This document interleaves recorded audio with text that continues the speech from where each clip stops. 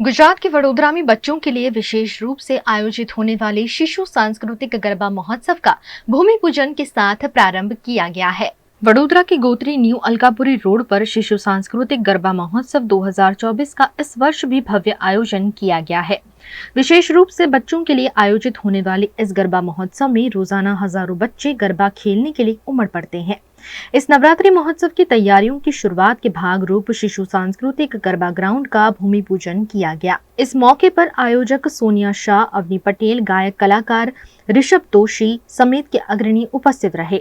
पंडित जी की उपस्थिति में विधिवत रूप से ग्राउंड का भूमि पूजन कर नवरात्रि महोत्सव के आयोजन का प्रारंभ किया गया है। स्वाहा स्वधा नमो गणपति गणपति महाराज की जय,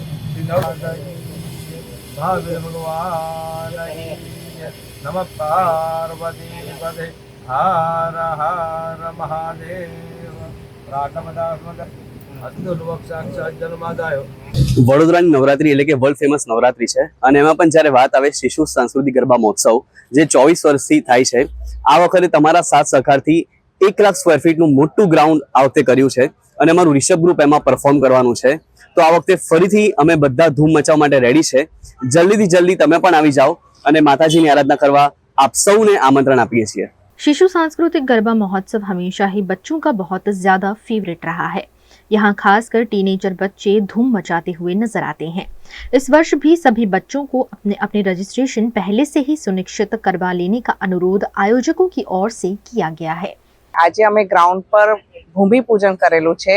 આપણું આ નવું ગ્રાઉન્ડ છે અને આપણે બધાને પ્રેમથી આદરપૂર્વક નિમંત્રણ કરીએ છીએ કે બધા આ ગરબા ગ્રાઉન્ડ પર ખૂબ પ્રેમથી રમવા આવજો।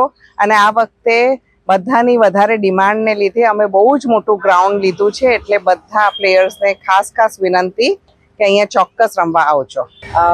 શિશુ સાંસ્કૃતિકનું નવું ગ્રાઉન્ડ ઋતુ વિલાની બાજુમાં ન્યૂ અલકાપુરી ગોત્રી રોડ પર છે, અલંગ હાઉસની સામે।